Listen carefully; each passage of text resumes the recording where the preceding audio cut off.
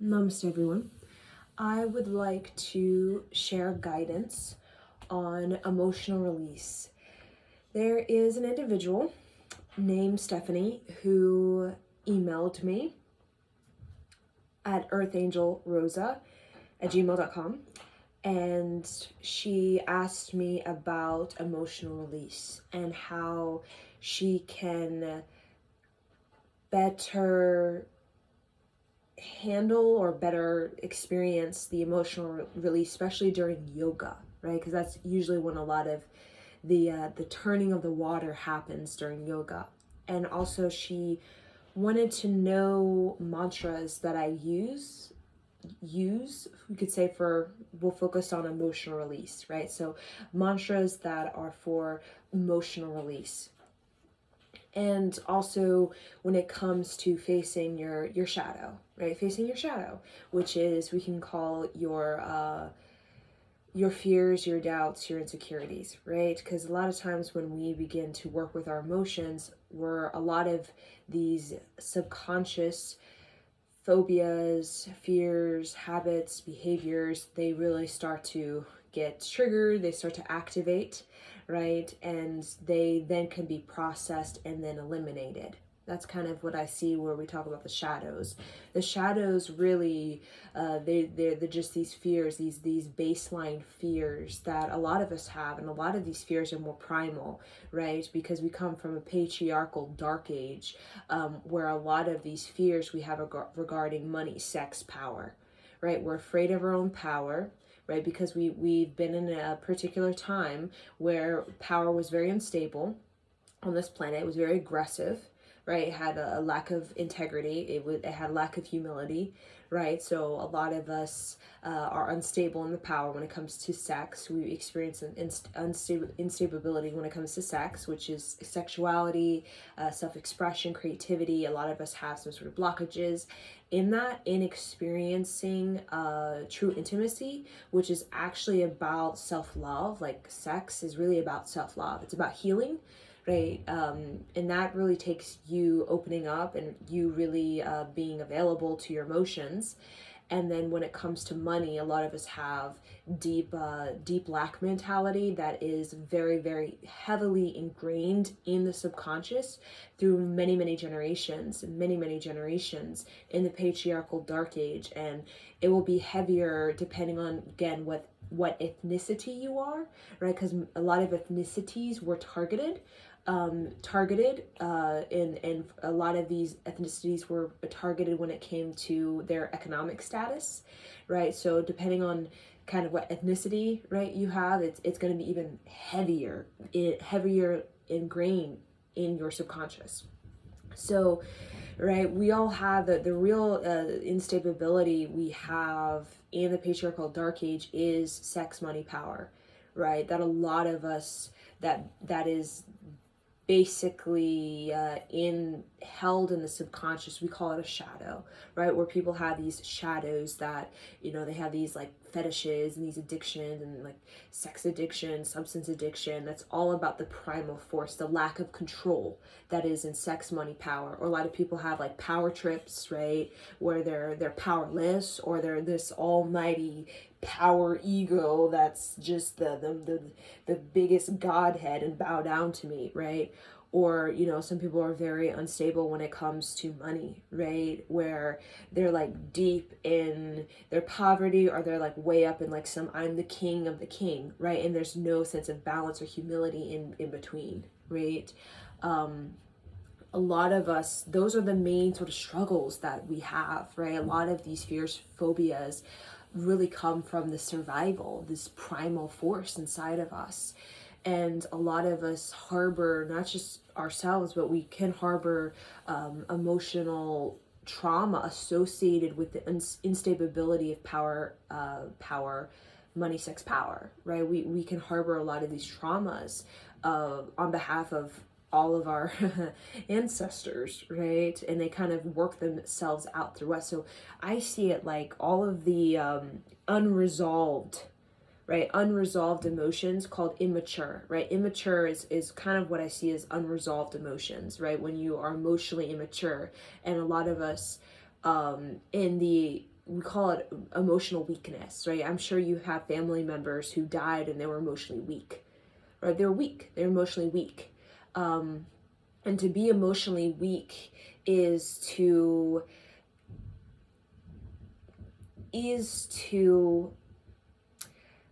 not not to forgive yourself or forgive others, right? Emotionally weak is when you are not expressing your self-love, right? And that could be due to shame, judgment, guilt, regret, vengeance, whatever those emotions are. They make you very weak, very, very weak, and very unexpressed, right? So a lot of these emotions get very suppressed, and they work themselves out through us, like our ancestors and their unresolved emotions, right? The weakness, the emotional weakness of our ancestors basically work themselves out through us, right? And on behalf of all of our ancestors, when you do like yoga, or when you are doing a meditation, or when you're doing a particular kriya, it's like, on behalf of all my ancestors, I am clearing away the emotional weakness. And emotional weakness really stems from when you can trace these emotions. And a lot of these emotions stem from self-hate. And all of us have different variations of self-hate, and they kind of appear in different ways, right? And self-hate, again, it's a patriarchal, it's a part of the patriarchal dark age that we're now sort of transitioning out of. You know, when we talk about going back to the medieval and the Romanesque and the Roman period, that's, we call like dark ages, right? Deep, deep dark ages. And a lot of the patriarchal dark age, the sort of baseline, kind of like the baseline frequency that was, kind of put in the water that everyone's drinking from, like kind of slip it into the water, kind of feeding it to everybody, was self-hate, right? Because as long as people have self-hate, they can never rebel, they can never gain power, influence, impact. And that was kind of the patriarchal method, you can say, of having control, right? Was, as long as the people have self-hate, they'll never tap into their spiritual leadership. Because self-hate very much, it repels spiritual leadership. It's like, get away, get away, get away, right? But self-hate also shows up through emotional weakness, right? Where emotionally, again, we know this emotional weakness, right? It shows up when there's a pressure, right? You're in a relationship, there's major pressure.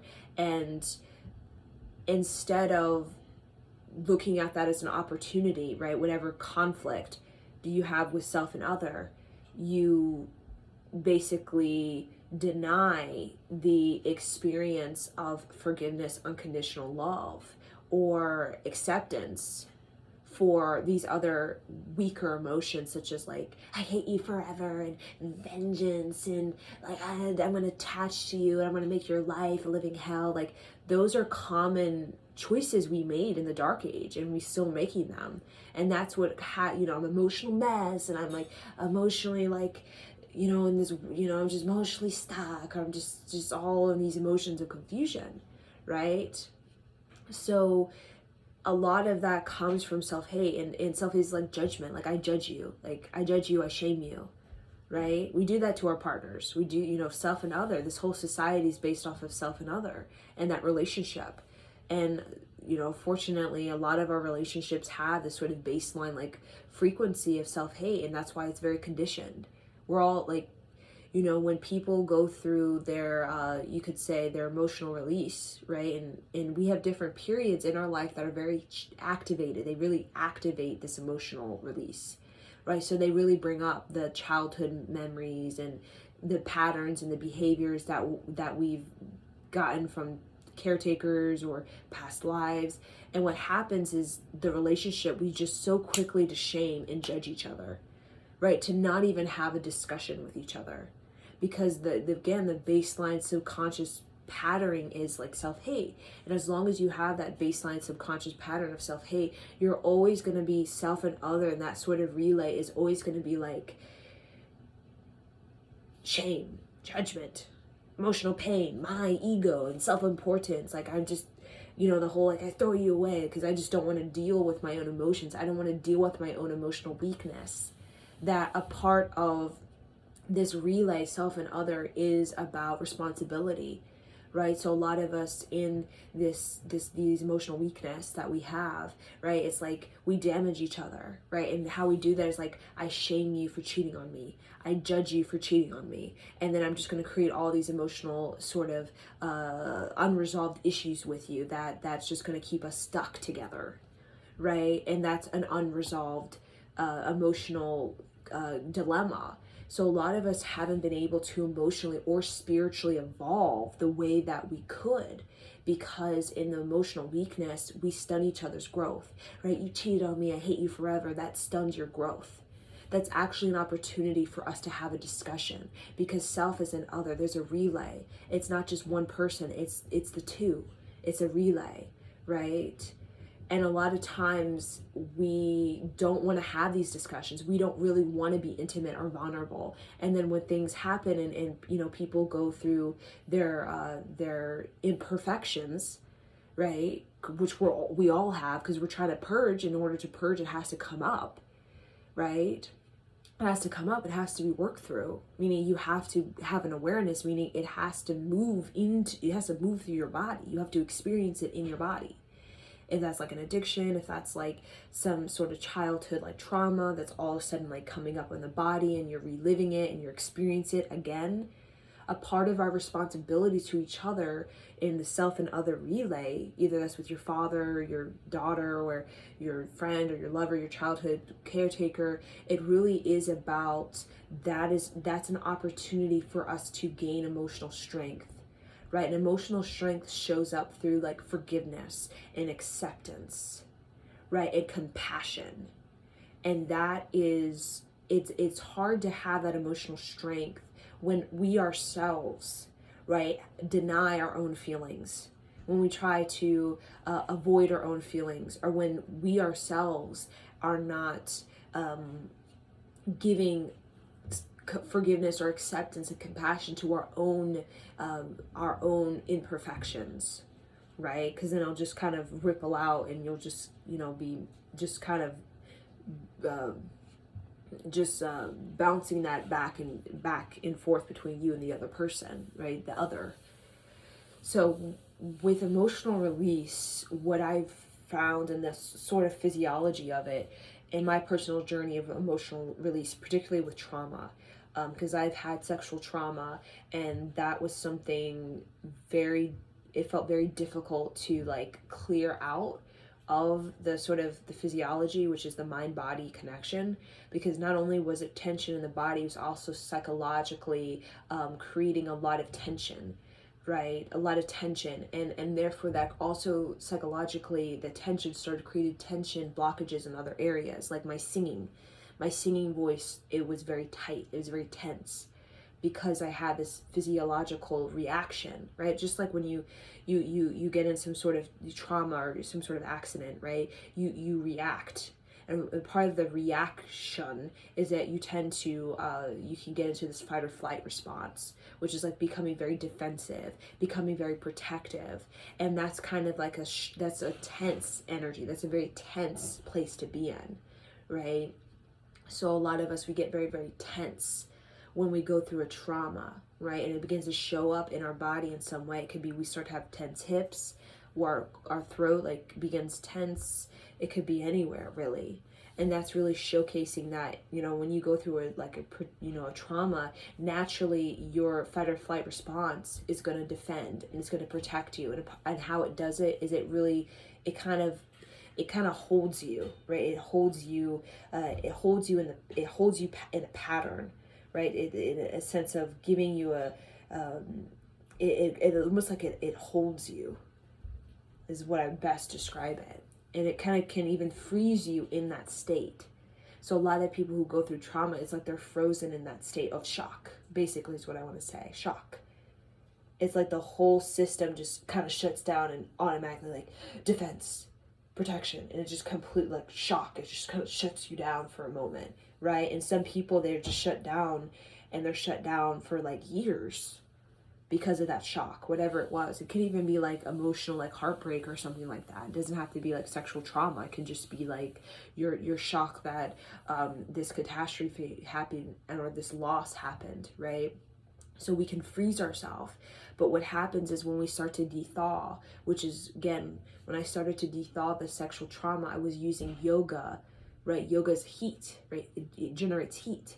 And that heat started to de-thaw this shock, like this being at a holding pattern, being at a standstill. Like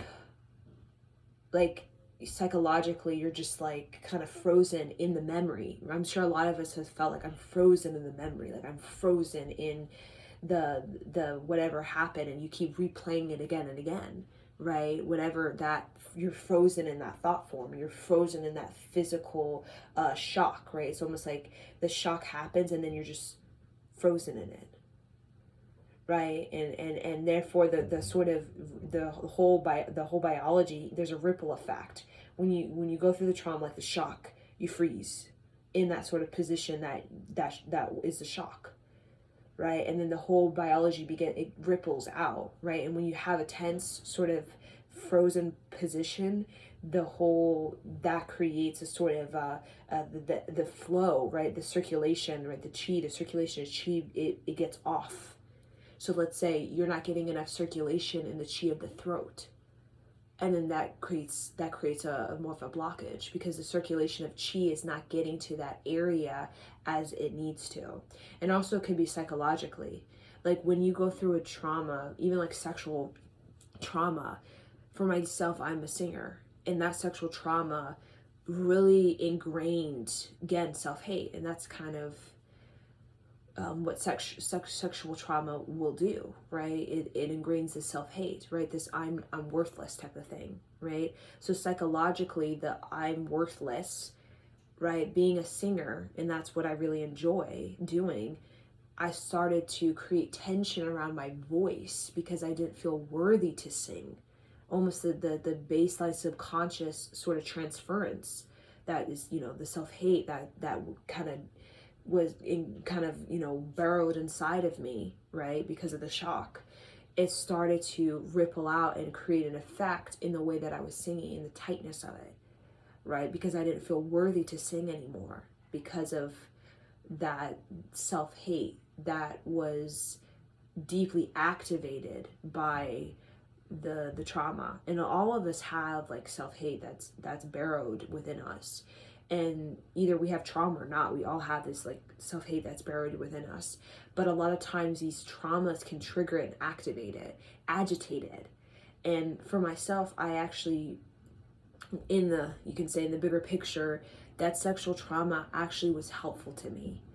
As weird as it sounds, it actually was helpful to me, because in agitating the sort of the baseline subconscious self-hate, it actually revealed to me, like almost like an opening Pandora's box. It actually revealed to me my past lives. It also revealed to me the state of basically not just my own subconscious, but the state of just the whole structure of humankind's subconscious, and how when you really open that door to that subconscious, which trauma will do a lot of times, it can really activate these sort of deeper baseline frequencies in you of self-hate, unworthiness. When you really go into that, it's like, whoa, you realize that there's definitely subconsciously some deep programming of self-hate that it's not just of this, it's like many generations, right? And that shows up as shame, that shows up as I emotional pain and feelings of not being good enough. And my sexual trauma brought up those things. And the reason I'm able to discuss about the sort of journey, right, of the subconscious hate, and how I really was very apparent to me after my sexual trauma, very apparent, is because I went through the sexual trauma. It activated, and a lot of us as people go through these particular shocks, and they do activate these subconscious humankind, not just you, but humankind self-hate sort of ingrained program, that really, again, it's an emotional weakness, right? It's an emotional weakness because when we're in our emotional power, we are very much our own inner healer. We're alchemists. We're actually manifestors in our emotional power, meaning manifestation, alchemy, and being a healer is really about being responsible for your well-being and being responsible not just for your well-being, but for the well-being of self and other, right? Because you're not just you, you are also the other. And a lot of people, when they're in the like emotional weakness, they're like defensive. They're like, my feelings, you cheated on me, and then, you know, kind of lash out at each other, not realizing that a part of the emotional and spiritual maturity and growth on this planet is that we do have to work through these imperfections.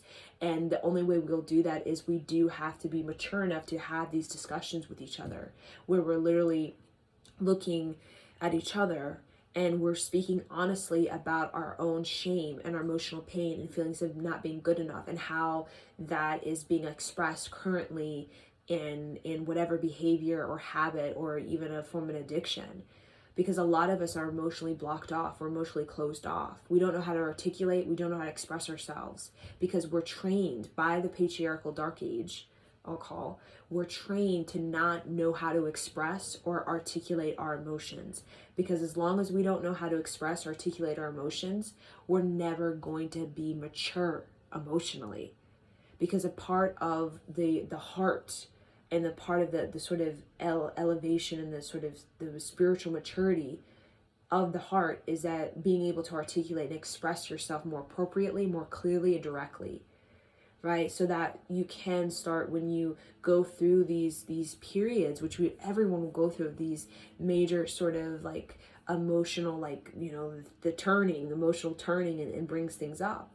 You have a better chance at having emotional strength rather than emotional weakness, which is emotional weakness. I don't know how to express myself. I don't know how to articulate. I'm just going to do whatever and for whatever. And a lot of people do that, but it can be very damaging to self and to other, right? I'm sure you know people, even parents or grandparents, that, you know, that emotional weakness, that irresponsibility to their own emotional well-being and the other, create a major damage. In the emotional damage, we actually stun our growth. We can actually create a major stagnancy, and we can create a major like holding pattern where we just keep relaying in our own emotional state through that damage, right? You cannot spiritually evolve without emotionally maturing. It's just how it is, right? Because a part of spiritual maturity is learning how to deal with these imperfections, these emotional imperfections, right? Because a lot of us, it's just a common choice. Self-hate is the common choice, is just going to be just emotionally irresponsible for yourself and for the other, right? Where emotionally you are very weak, right? And that weakness you can't express, you can't articulate, you can't have compassion, you can't forgive, right? And that creates, almost, it freezes you in that relationship. Have you seen, like, you know, even like grandparents that like literally they're frozen in that sort of whatever that emotional weakness with that person is, or just frozen with that person in time. Like there's no growth. It's just they stagnate at this particular like whatever hate or whatever like agitation they had with that person. They're just frozen in it. Because when you begin to block off your emotion, you give into that emotional weakness, all of a sudden that self and other that was an opportunity for you to actually gain emotional power now becomes your emotional blockage. Because we cannot really spiritually evolve without gaining emotional power. And that really is about learning how to express and articulate our feelings.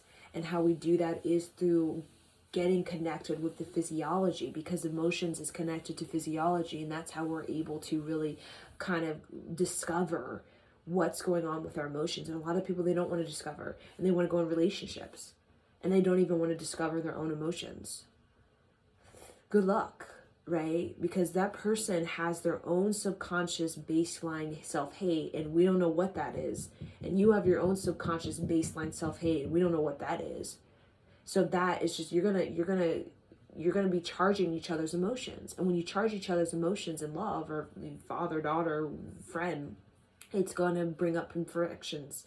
It's going to bring up the shame, the emotional pain, the feelings of not being good enough. And that's going to react to you being an emotional being, right? So a lot of us, these whole relationships, like all these dysfunctions and these, whatever that is, it's really because we don't even take time to get to know our own emotions. And how we do it, like I said, is through the physiology, the mind-body connection, that the movement of the mind-body, right? Because really the emotions, it's water, right? And it's moved. It needs to move, right? So how we do move that, it can be through yoga, it can be through meditation.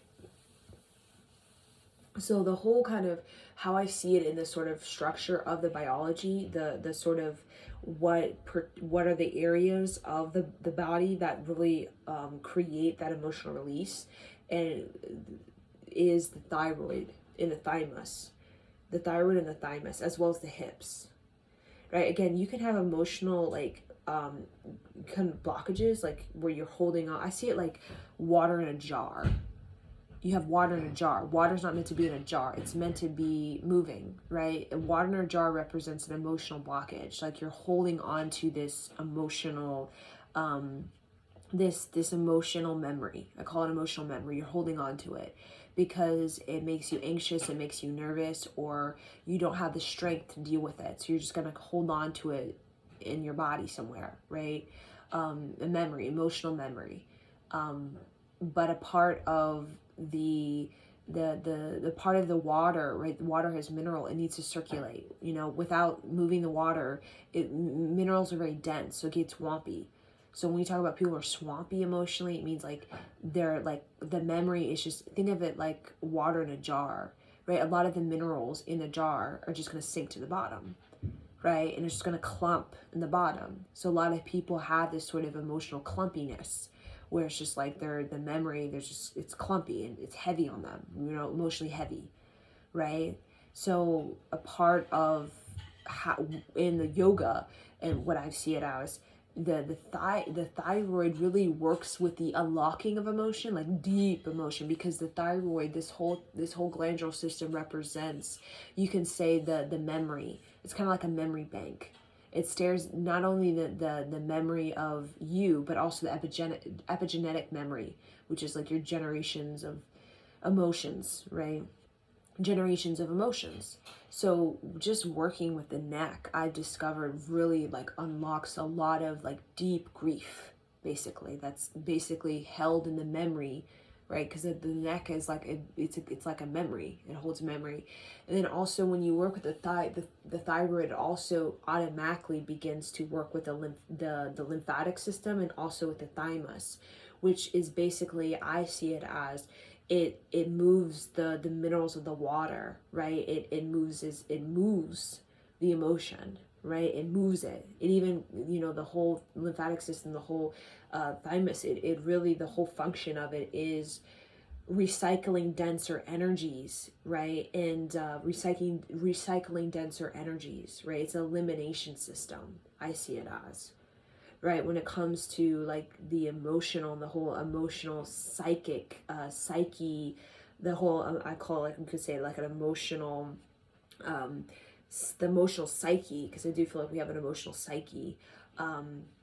The lymphatic system of the thymus, it really works with the circulation and the kind of elimination process. I see it like it will eliminate what your psyche doesn't need, and your psyche doesn't need a lot of heavy emotions. It's not going to help you, right? So just doing the working on the thyroid and the lymphatic system and the thymus, it really works with giving you more of a circulation throughout the emotional body, and just throughout the whole body and the mind, because the lymph nodes actually go into the brain, right?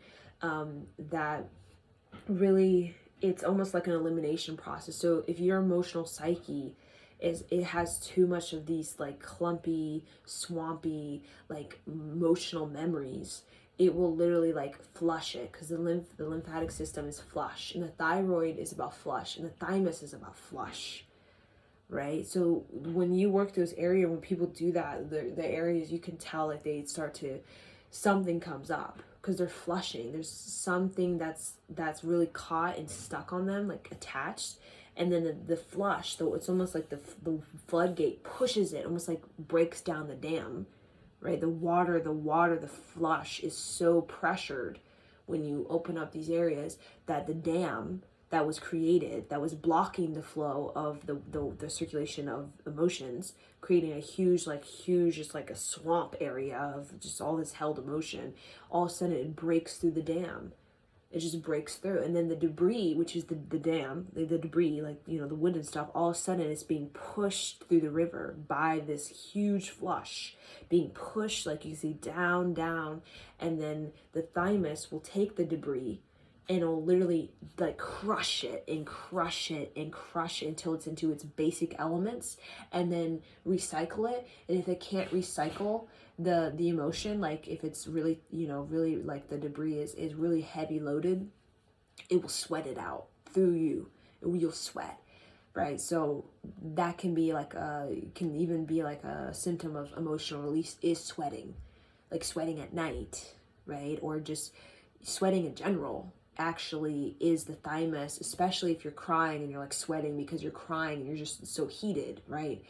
This is a symptom of the thymus is actually, again, the flush is pushing the dam, the debris that is the dam is moving, being crushed by the pressure of the pure flushing energy, that if it can't be recycled, it's just going to be forced out of you through sweat, like heat, basically. It will burn it through the heat, basically, right? So that's kind of what I discovered in my own journey. Also, when it comes to emotional release, their emotional release, again, with the hips and the shoulders are important, because a lot of us can carry the tension, right? The shock. A lot of us carry the shock of that in the hips and in the shoulders, or both, right? Because if you have tension in your shoulders, you have tensions in your hips. They're one and the same.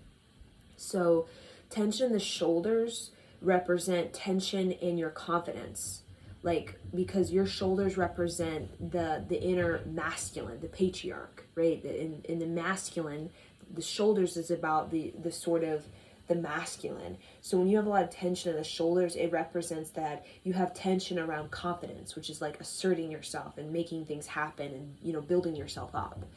And tension, like, you know, trauma and being kind of shook, when you're shooken in a way, like sexual trauma, when you're shooken by it and it really agitates your self-hate and really kind of amplifies it, you can kind of freeze yourself in this state of like low confidence, where you, like, literally you'll start to go like this, and you start to just feel like you're not loose in this area, meaning your confidence is a little bit, you have low confidence. Now, tension in the hips, you know, the hips, the thighs, can represent that you have tension around trusting yourself, because hips represent the matriarch. It represents the feminine, right? So the feminine is all about, you know, the hips it is really about trusting yourself, you know, trusting yourself. So tension in the hips and even in the thighs can represent like not trusting yourself, like in not trusting yourself. Basically, it creates a psychologically, it creates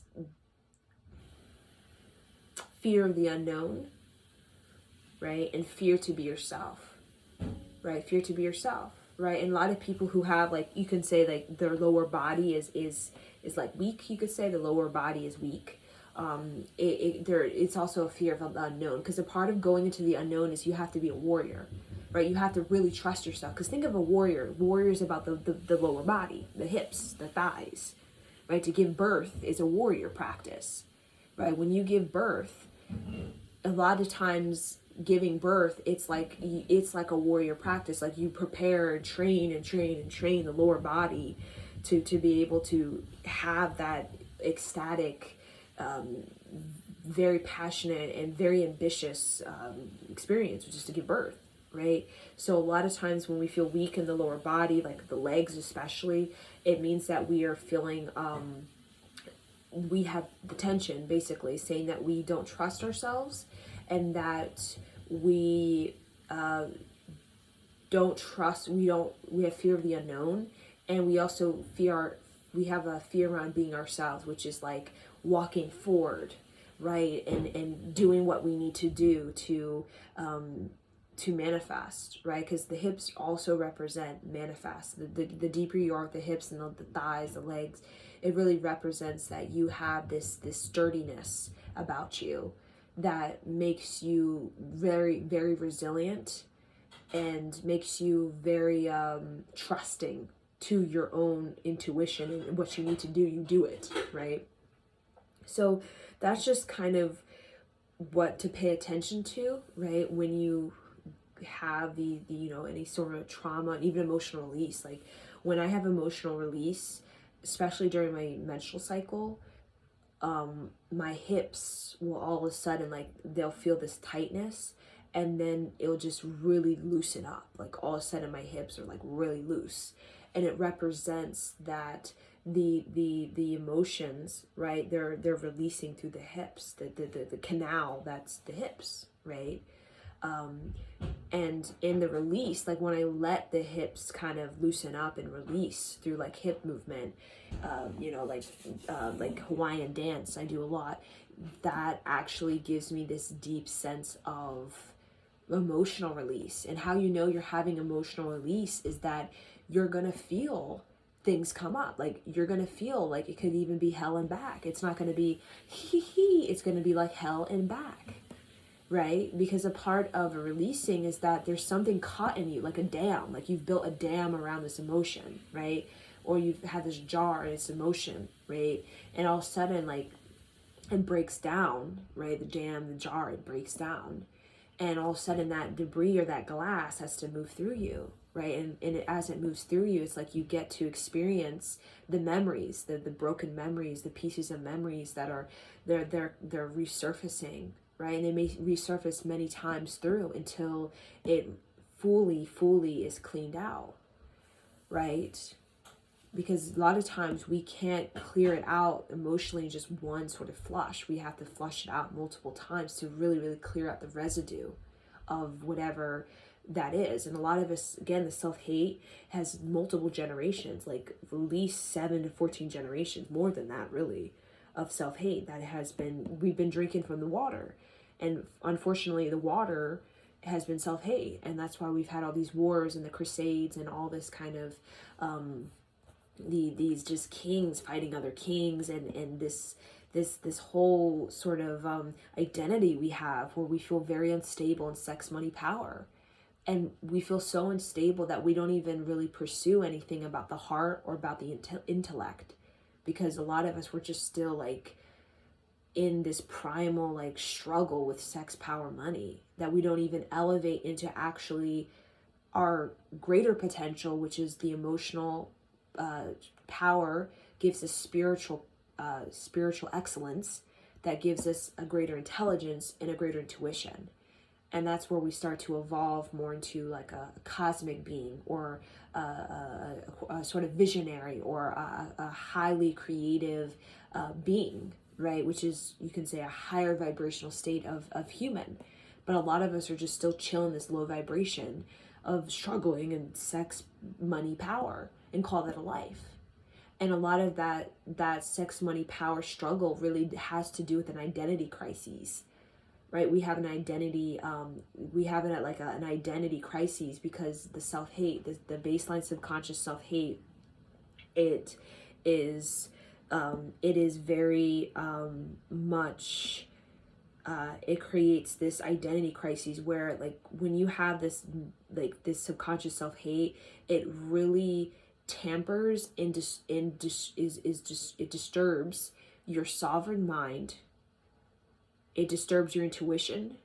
It disturbs your ego or intellect. And when we have all these sort of disturbances, It creates all these sort of you can call these sort of these disconnects, right? Where our ego is disconnected from our intellect, or intellect's disconnected from our intuition, and therefore we have no real identity. Like, we have no real clarity about our possibility and capability as a human being, because we're all disconnected. The ego, the soul, the intellect, the intuition, it's all like at a battle. And self-hate really is like it gives you the sense of inner battle, like you're battling yourself. And a lot of spiritual scripts in this particular time, that, you know, when you think about the masters, or the creative, highly creative, intuitive, intelligent beings who were on this planet, they talk about spiritual battles that they had to overcome. And a part of the spiritual battle is when you go into your emotions and you get to see that self-hate and you realize how that is so ingrained. It's like a battle, because the self-hate, these lower vibrations, they to flush them out is like a continuous thing, because it's not only in self, it's in others, so it's in society, right? So we're always going to be drinking from the water because we're in society, right? So that's why the emotional release is about de-thawing, meaning it's about becoming sensitive. Because when you are emotionally weak, or emotionally emotionally immature, we'll say, you can be very numb, you can be very, very desensitized. But the more sensitive you become, the actually more emotionally mature you become, because you become more aware of yourself and other, and you have more of an expression. You're better articulating yourself. Because sensitivity is like, think of it like the poet who listens to the wind, and the wind tells them this great invention, right? And it's just through the sensitivity of being able to connect with something so subtle that they just get this breakthrough. And that's what's possible, right? When you're sensitive and you're feeling, you can get the subtlest thing, like what your partner does. Like, you could just get the subtle thing, and you just know, like, intuitively, like, that there's something off, or that person's going through something. And a part of your duty as a spirit, as you could say, when you spiritually, like, mature and spiritually evolve, is your duty, right, is very much to bring about the opportunity for them to experience their emotional power and your emotional power, right? And we don't do that in emotional weakness, where we're just like doing that, like, basically, just throwing whatever our traumas at each other, and trying to, get each other ruffled and agitated. That doesn't really give us any emotional power. It actually drains us, right? And there we damage each other, we walk away from each other, and then we're unresolved emotionally, and then that really hinders us from opening up to love, right? We can block the love frequency in that kind of whatever that is that we do with each other.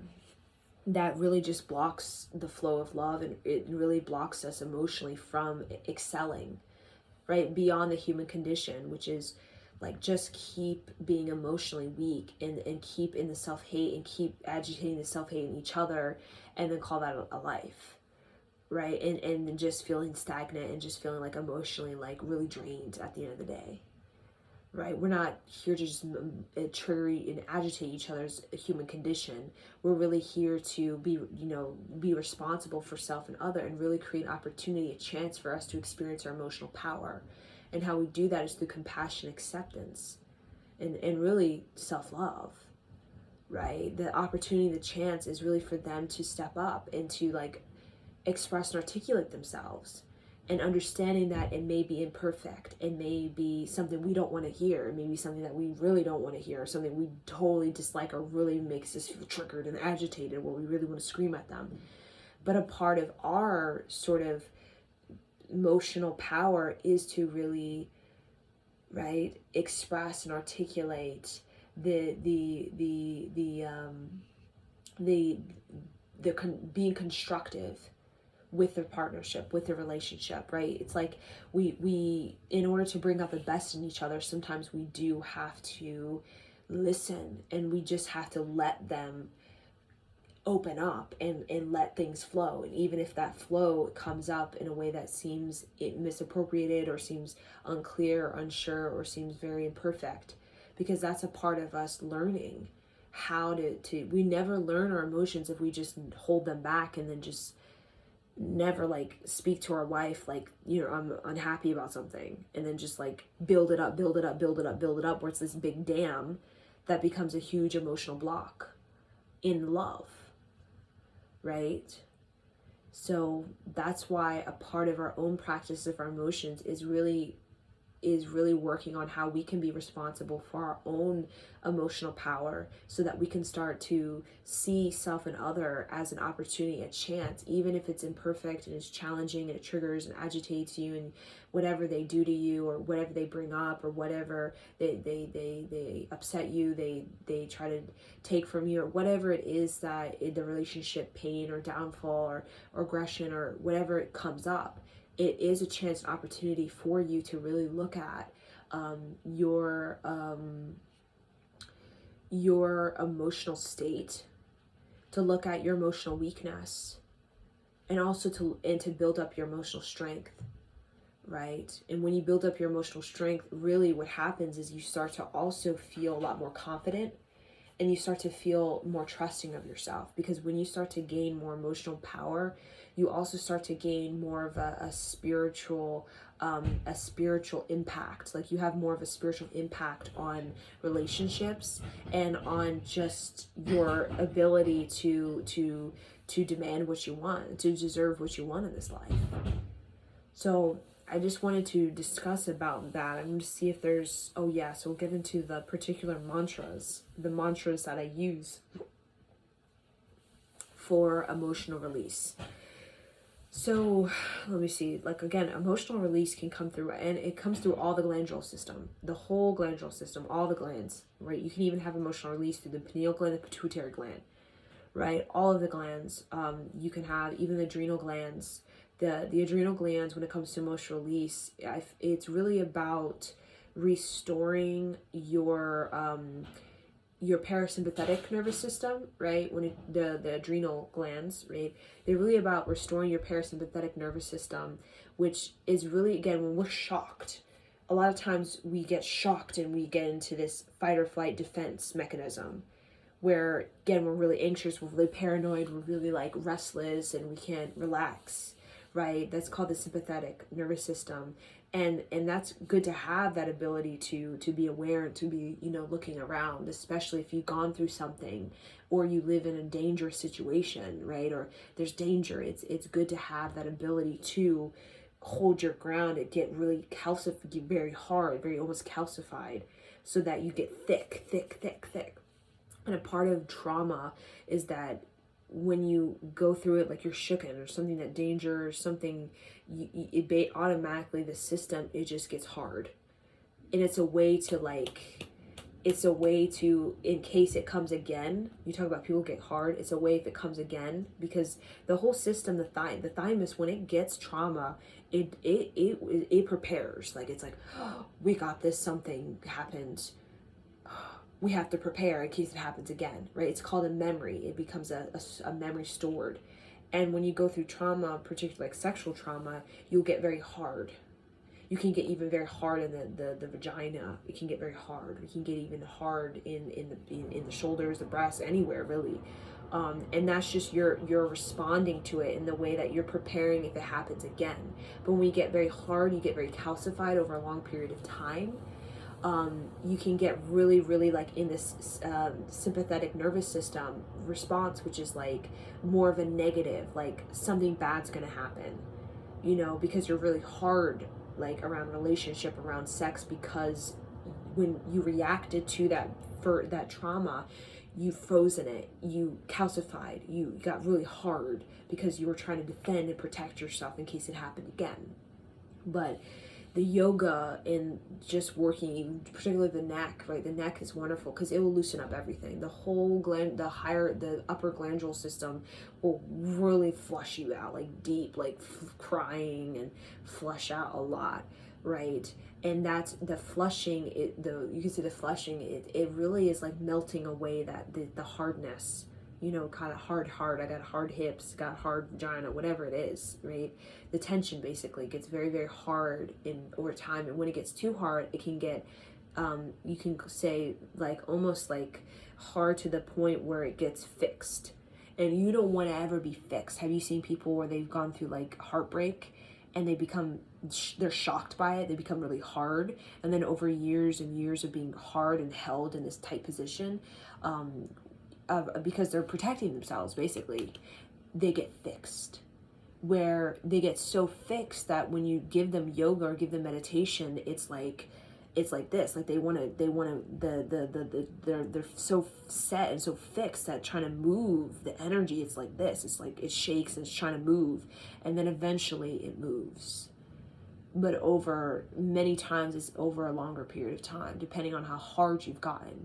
It can be like this, where you're resisting because you've gotten so fixed on this hard position, so tight, that to move, it's like you got to first shake, and then you shake a little bit more, and then it starts to move, and then it kind of loosens. So that's what happens. So the adrenals, the adrenal glands, I see as working with restoring the parasympathetic nervous system, especially if you have like, you're very, very like paranoid or defensive or very protective. And again, when you do become, that can also really activate your ego. Like there's some people when they have trauma, their ego can either be powerless ego, where you feel totally defenseless, and that puts you in a particular major fear, or it can be like ego, where you become very like angry, like rageful, and that is also that also gives you this sense of being powerless, really being powerless, like your power is taken from you, and you're rageful because you feel like something was stolen from you, right? So that's kind of what can happen in the hardness. So with particular mantras that I'll give you these two particular mantras because I find them very, very therapeutic for emotional release, particularly emotional release. So this one, I'll put it in the comment section, but this is by Singh Card, and it's called Rake Rakanahar. And you can just go on YouTube, and it might even be the first one that shows up. It's with the person praying, right, in the video. And this is 12-minute. And I'll just let you listen to a little bit. And usually what I do with emotional release, because I particularly have sexual trauma really is about, it creates a blockage in your sexuality, your sensuality, your creativity, and your emotions, because they're all connected. Right? Sex is not just connected to the penis or vagina; it's connected also to your emotions and your the mental state, right? So part of unblocking the sexual energy is about like moving the body very loosely, very limberly, and kind of really working with the hips, especially with sexual trauma. It's really working with the hips, especially the hips, because that's about trusting yourself. And when you are raped or violated, it really is about, you don't trust. That's the one thing that happens with women or men, is you stop trusting yourself, you stop trusting others, and that creates a huge stalemate in the hips. Now, when it comes to like trauma of like, let's say like someone stole from you, like business wise, like money wise, that kind of shock where you're like, you get very hard and defensive, like your just ego gets built up overnight, right? That can be good for you.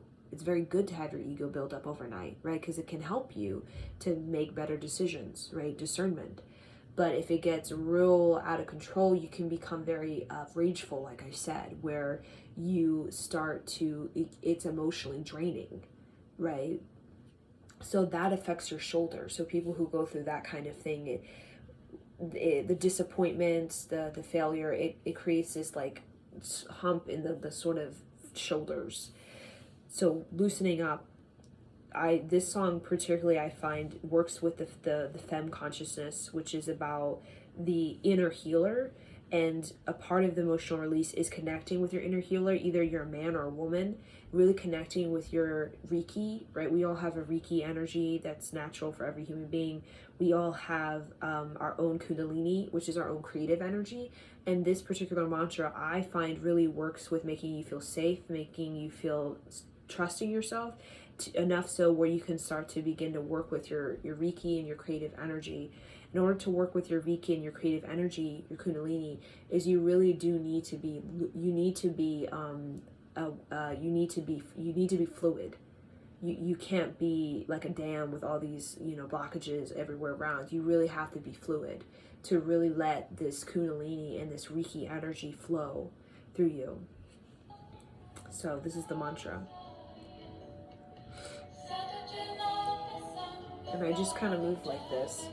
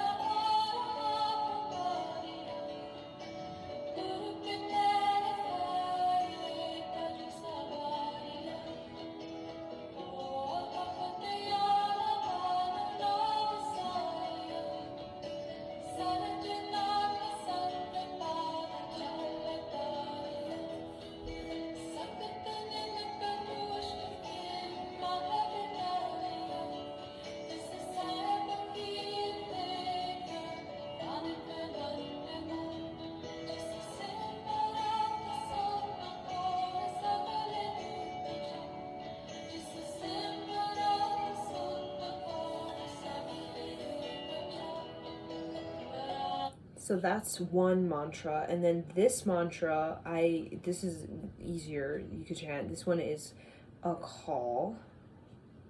And I'll just let you find whatever on YouTube, because there's so many on YouTube. Just a call, AKAL.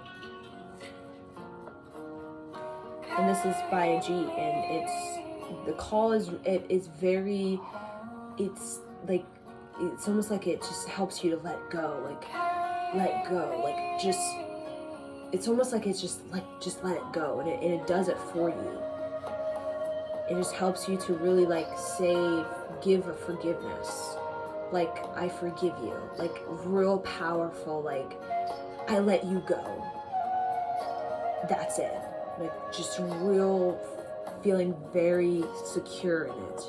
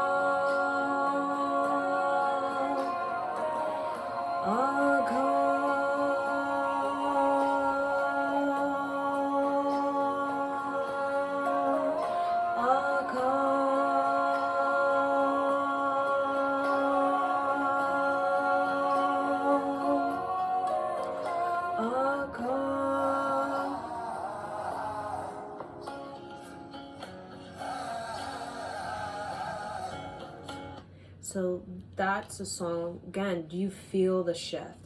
Music is medicine, we know this. And the music, it's not just the music, it's the sound current, right? And the sound current penetrates you very deeply, right? Sound very, very penetrative. to the inner ear, right? We have the outer ear, we have the inner ear, and the inner ear really connects with the subconscious, right? So the sound current of mantra is designed to penetrate the inner ear, which is about penetrating the subconscious. And mantra can trigger people, it can agitate people, because it's penetrating the subconscious thought form. And if that thought form is self-hate, it will penetrate and it will activate the self-hate. It will really bring it up, and begin the process of elimination. And the process of elimination of the thought form is really about, you have to experience it, you have to live out the pattern, you have to bring observation, you have to become aware, you have to have the life review, and you have to basically consciously you have to reform it, right? And that's where we talk about life force and will, right? Because whenever that subconscious hate comes up and you begin to experience it, you begin to play it out, you begin to act upon it, and create these kinds of, right, the things with it, you play it out, play its game. When you become observant, when you become aware, basically you're gaining the emotional power to reform it. And reforming is like life force. That's about your will, right? We think of revolution, revolt, rebels. It's about life force. It's about will, right? Life force and will is about making a new choice. And when you have that deep subconscious thought form, that self-hate, and it's been like that pretty tense for many generations, it's gonna, that making a new choice won't be easy. And that's why a lot of people, they get caught in the holding pattern, where they keep experiencing it again and again, and they don't know how to move it. But a part of these sound currents is it's designed, the whole thing is designed to basically just do it for you, just to go into the subconscious through the inner ear, agitate the hate, the self-hate, put the self-hate into experience, and then give observation, awareness to that experience, and then reform it through the life force. And it does it all for you, because the mantra, it's designed to have that passage, to basically be a passage through a thought form to the other end, right? So it's already like, it's set up. It gives you all the sort of phases of that evolution of the thought form, and it does it for you, puts you in every phase that you need to be to have that thought form evolutionized. And that's wonderful about the particular mantra. These particular mantras, and not a lot of music does that. That's why a lot of music we listen to and we're dissatisfied, because really music and the sound current, it should basically give you a passage through like a reality. It should evolutionize your thought forms in the mind. Like it should give you this, it should impact your subconscious to the point where it gives you clarity, it gives you insight, and it gives you this sense of like release. Like music should give you an emotional release, right? It not just an emotional release where it agitates you and then just leaves you agitated. It should give you emotional release where you get to experience like a journey. Like music is like a journey. It should be like a shaman journey, where the mantra goes in, it's like a shaman journey, and it takes you through the many phases, the many stages of the inner dialogue, the inner ear, and the evolution. Like after you listen to a song, you should feel like you've been shifted, altered, like you've literally been transformed in the inside, and you didn't even do anything, just allow it to happen. And that's the one thing about the particular mantras, is it does it for you. It's designed to take you through each of the phases that is required for you to transform like a thought form of self-hate into the reformed state, which is like a new choice, and having the will and life force to actually sustain that new choice through continuous repetition, right? It's almost like a cast. You keep the cast on for months, because it sustains and holds that position that you want your ankle, when it's broken, you got to put the cast on so that you can sustain that correct position that it needs to be in for it to heal. And that's what mantra does. When you go through broken emotions, or you feel broken, or you feel like emotionally like imbalanced or really unstable or a lot of pain, I see it as like, it's like a cast that if you put it on long enough, right, and you do it, put it on long enough, which could be years, for probably your whole life, because we'll always have this emotional pain in some way. You put it on long enough, and basically it kind of corrects your backbone, like it almost like correcting your ankle, and it holds it in that correct position. And if you hold the cast long enough, it will heal that kind of like it will heal you in a correct posture, which we want to be in a more of a backbone of like making a choice that's based off of love, right, or forgiveness. And the mantra will literally adjust your spine, adjust your neurology to be in a correct position, like a more creative position, that when you hold, kind of cast that over a period of time, you almost like you will sort of melt, or sort of the healing will just kind of fold you into that position where it will become first nature for you to make that particular choice. And again, it's like a cast. It's something that we do consistently and probably for our whole life, because we're not just dealing with one life. It's like on behalf of 7 to 14 generations of self-hate. And that's a lot of programming, right? So think of the last thing. I feel like I'm just going to leave you guys with that when it comes to an emotional release, and letting you guys process and digest that for yourselves.